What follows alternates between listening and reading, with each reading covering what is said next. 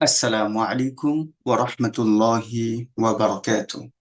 আপনাদের সাথে যুক্ত হয়েছি হাফেজ মাওলানা মোহাম্মদ এজাজুল ইসলাম। আজকে দুই হরফ বিশিষ্ট যুক্ত বর্ণ নিয়ে আলোচনা করব। আউযু বিল্লাহি মিনাশ শাইতানির রাজীম। বিসমিল্লাহির রহমানির রহিম।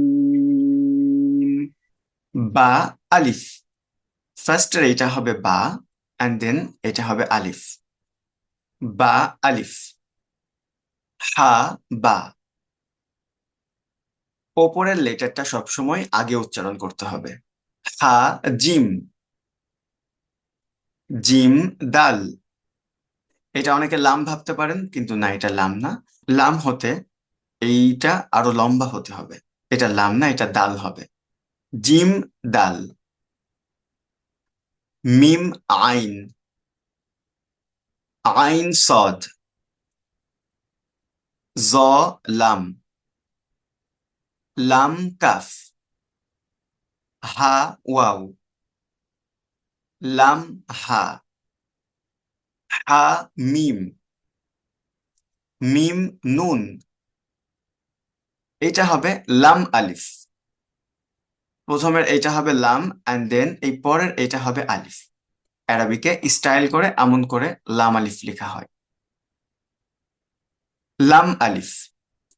লাম হা। হা ইয়া। ইয়া সিন।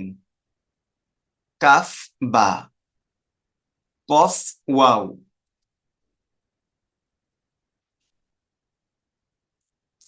হা মিম। বা হা। ইয়া হা। তা হা। জিম র। খ জাল। সদ আইন। দদ গইন। ফা জিম। ইয়া ফা।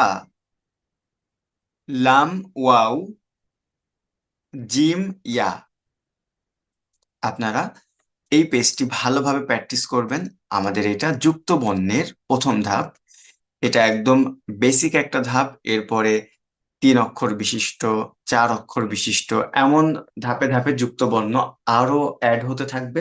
আপনাদের প্রিভিয়াস ক্লাসগুলো যদি সুন্দরভাবে করা থাকে, ইনশাল্লাহ এটা আপনার জন্য একদম ইজি হয়ে যাবে।